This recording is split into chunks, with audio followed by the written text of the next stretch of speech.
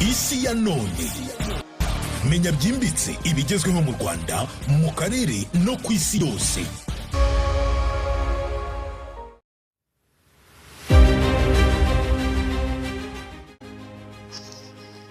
Mu mateka y'isi habaye intambara ebyiri zahinduye ubuzima bw'abantu burundu. Iya mbere yatwaye ubuzima bw'abantu barenga miliyoni 20, mu gihe iya kabiri yatwaye ubuzima bw'abantu barenga miliyoni 70. Bose hamwe bakaba miliyoni zisaga 90. Ariko hari intambara ya gatatu ishobora gusenya ubuzima ku isi yose. Mu masaha make byose bikaba bigiye ku butaka birarangiye, nimba n'ubwo butaka bwabo bugihari. Ibihugu bifite intwaro za nucleaire zishobora gusenya isi yose mu nshuro nkeya rwose baziteye ku butaka. Abahanga bavuga ko hatabaho abatsinda muri iyo ntambara. Ese koko turi hafi kuyibona? Ninde wayitangira? Kandi byagenda bite ku isi? Uyu munsi tugiye gusuzuma ku ntambara ishobora guhindura amateka nk'inyoko muntu, intambara ya gatatu y'isi. Ngo hayi ikaze, nitwa Tuyisenge Chrétien. Iyi ni isi ya none ukomeje gutega amatwi no gukurikira. Ntugende udakanze subscribe, nyabuna tuguhaye ikaze. Mu mwaka w'1914 intambara ya mbere y'isi yatangiye kubera amakimbirane yari hagati y'ibihugu by'u Burayi. Yasize isi isenyutse, ubukungu bwaguye n'abantu benshi bapfuye. Nyuma y'imyaka 21 gusa, mu mwaka w'1939 hatangiye intambara ya kabiri y'isi. Niyo yabaye bikurusha izindi zose mu mateka y'isi. Ubwo bwa mbere hakoreshejwe intwaro za nucleaire mu mwaka w'1945, igihe Leta Zunze Ubumwe za Amerika zateraga ibisasu bya atomique ku mijyi ya Hiroshima ndetse na Nagasaki. Kuva icyo gihe isi yinjiye mu gihe cy'ubwoba, kuko igihugu gifite nucleaire gishobora gusenya ibindi mu kanya nk'ako guhumbya. Uyu munsi isi igabanyijemo ibice bibiri by'ibihugu bikomeye. Uruhande rumwe hari ibihugu by'iburengerazuba biyobowe na Leta Zunze Ubumwe za Amerika, ku rundi hari ibihugu bikomeye nk'Uburusiya, Ubushinwa ndetse n'ibindi. Perezida w'Uburusiya Vladimir Putin yakunze kuvuga ko igihugu cye kitazemera gutegekwa n'ibindi bihugu. Hagati aho Leta Zunze Ubumwe za Amerika n'abafatanyabikorwa bayo bakomeje kwagura ingufu za gisirikare hirya no hino ku isi. Hari n'indi mijinya ishobora gutera intambara ya gatatu, irimo nk'amakimbirane hagati ya Leta Zunze Ubumwe za Amerika n'Ubushinwa ku kirwa cya Taiwan, intambara hagati y'igihugu cy'Uburusiya na Ukraine, ndetse n'intambara ikomeye cyane turimo muri iki gihe iri guhuza Leta Zunze Ubumwe za Amerika n'igihugu cya Iran. Amakimbirane yo mu burasirazuba bwo hagati akomeje kuvuza ubuhuha. Abahanga bavuga ko iyo ibihugu bifite imbaraga zingana bihanganye, intambara ishobora gutangira kubera ikintu gito cyane. Nuclear weapons cyangwa se intwaro kirimbuzi, izo ntwaro zica cyane kurusha izindi zose zakozwe n'abantu. Igisasu kimwe gusa gishobora gusenya umujyi wose mu masegonda. Ibihugu byinshi bifite izo ntwaro birimo Leta Zunze Ubumwe za Amerika, Uburusiya, Ubushinwa, Ubufaransa, Leta Zunze Ubumwe zishyize hamwe z'Abongereza n'ibindi bihugu bitandukanye. Bivuga ko Leta Zunze Ubumwe za Amerika n'igihugu cy'Uburusiya zonyine zifite nucleaire zishobora gusenya isi yose mu kanya nk'ako guhumbya.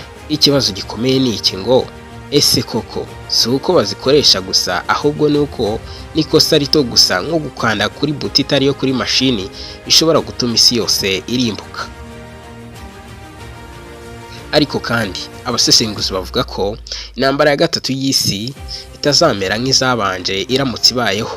Yaba intambara y'ikoranabuhanga rikomeye gusa, ikarangwa n'ibi bikurikira birimo mizire ziguruka cyane mu kirere, cyber attack zishobora kuzimya amashanyarazi, drone zica zidakoreshejwe n'abantu, satellite warfare mu kirere n'ibindi bitandukanye, umuriro ukagurumana, ubukungu bw'isi bwahagarara, internet ishobora kuzima, imijyi minini igahinduka amatongo. Hari n'ikindi kintu giteye ubwoba, nuclear winter. Ese iyi nuclear winter ni iki? Iyo ibisasu byinshi bya nucleaire bituritse, umwotsi ushobora gutwikira isi, izuba ntirigere ku butaka, ibihingwa bigapfa, inzara igakwirakwira ku isi yose.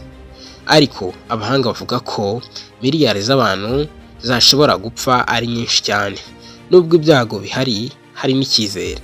ibihugu byinshi byashyizeho amasezerano yo kugabanya intwaro za nucleaire no gukumira intambara, kandi amateka yerekana ko ubwoba bwo gusenya burundu bushobora gutuma ibihugu byirinda kurwana. Ariko ikibazo gikomeye kiracyahari kivuga kiti, ese isi izakomeza kubaho mu mahoro cyangwa intambara ya gatatu y'isi ni ikibazo cy'igihe gusa? Reka tubyinjiremo neza. Muri iki gihe niho intambara zigiye zitandukanye zagiye zaduka, buri gihugu kigakangisha ikindi kugitera, kuko buri kimwe cyari cyamaze kubona intwaro kirimbuzi kigomba gukoresha gitera ikindi. Mu mpera za Gashyantare mu mwaka wa 2026 isi yose yabyutse ku makuru hariho yuko igihugu cya Leta Zunze Ubumwe za Amerika cyateye igihugu cya Iran. Ibitero bikomeye bya gisirikare byagabwe kuri Iran n'ibihugu by'inshuti za Amerika. Nyuma y'amasaha make, mizire na drone byatangiye kugwa ku bihugu byinshi byo mu burasirazuba bwo hagati.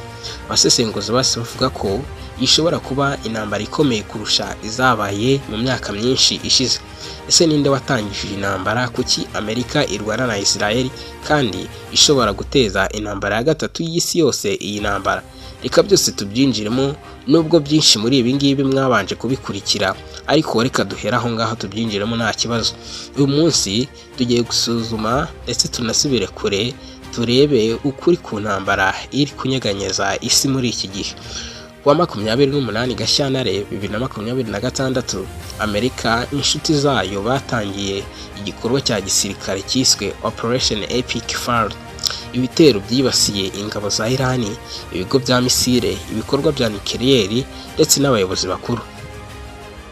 Muri ibyo bitero umuyobozi w'ikirenga wa Iran Ali Khamenei Ayatollah yarishwe. Ni igikorwa cyahise gihindura ibintu byose mu karere. Mu masaha make Iran yahise isubiza ibitero bikomeye ku birindiro bya Leta Zunze Ubumwe za Amerika no ku bihugu byinshi bibarizwamo ibyo birindiro. Intambara ntiyahagaze, ahubwo yahise ikomeza gututumba ndetse na n'ubu ngubu biracyakomeye. Misile za Iran zatewe ku bigo bya gisirikare bya Leta Zunze Ubumwe za Amerika mu burasirazuba bwo hagati, muri Israel ndetse n'ibihugu byo mu kigobe cy'Abarabu. Mu gihugu cya Bahrain ibitero byagiye byinjira hirya no hino muri iki gihugu, byangije ndetse binica bamwe mu baturage, ndetse byangiza n'ikigo gikuru cya Leta Zunze Ubumwe za Amerika cya US Navy Fleet. Hagati aho ibihugu byinshi byatangiye gutinya ko intambara ishobora gukwirakwira mu karere kose. Hezbollah yo muri Lebanon nayo yinjiye mu ntambara, itera rockets kuri Israel, bigatuma Israel isubiza ibitero bikomeye nk'uko tubikesha Wikipedia. Amerika yakoresheje indege z'intambara, mizire n'ikoranabuhanga rikomeye cyane.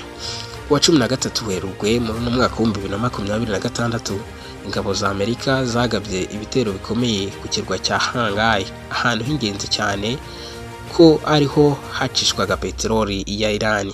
Ibigo bya gisirikare birenga 90 byarasenywe n'icyo kigo biturutse muri icyo gitero cya Leta Zunze Ubumwe za Amerika. Iki kirwa ni ingenzi cyane kuko itanga hafi 90% bya peteroli Iran yohereza hanze. Abasesenguzi bavuga ko kwibasira aho hantu ari ukugerageza gukomeretsa ubukungu bwa Iran mu buryo bukomeye cyane. Iyi ntambara ntiyagize ingaruka mu karere gusa, yagize ingaruka ku isi yose, kuko ibiciro bya peteroli byazamutse cyane, ubucuruzi bwo mu nyanja bwarahagaze, amavuta n'ingufu birabura. Iyi ntambara ntiyagize ingaruka mu karere gusa, yagize ingaruka ku isi yose. Ibiciro bya peteroli byarazamutse cyane, ubucuruzi bwo mu nyanja bwarahagaze, amavuta n'ingufu birabura. Ibihugu byinshi byinjiye mu gihirahiro. Ahantu h'ingenzi cyane mu bucuruzi bw'isi, Strait of Hormuz cyangwa se umuhora wa Hormuz, harafunzwe igice kinini kubera ibitero. Aha niho 20% bya peteroli yose ya Iran byanyuzwaga bijya hirya no hino ku isi.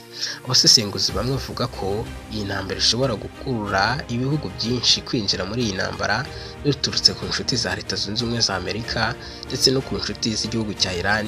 Ibihugu byose bikisanga biri muri iyi ntambara.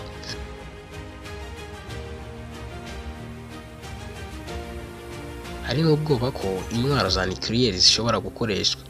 Iyo bibaye, isi ishobora guhinduka burundu. nubwo intambara ikomeje hari n'ibihugu n'imiryango mpuzamahanga iri kugerageza guhuza impande zombi, ariko ikibazo gikomeye kiracyahari ni iki kivuga kiti ese Amerika na Iran bazahagarika imirwano ryari, cyangwa iyi ntambara ni intangiriro y'iyindi nini kurushaho? Igihe nicyo kizabisobanura.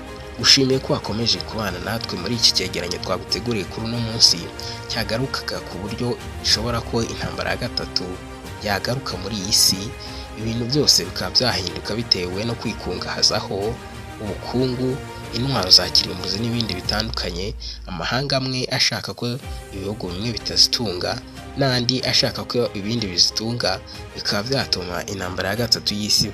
Niba wakunze iyi documentary kanda subscribe kugira ngo utazacikwa n'izindi zisengura kuri ibi bihe turimo bidasanzwe. Gushimiye ko wakomeje kubana natwe, Imana ikumera umugisha.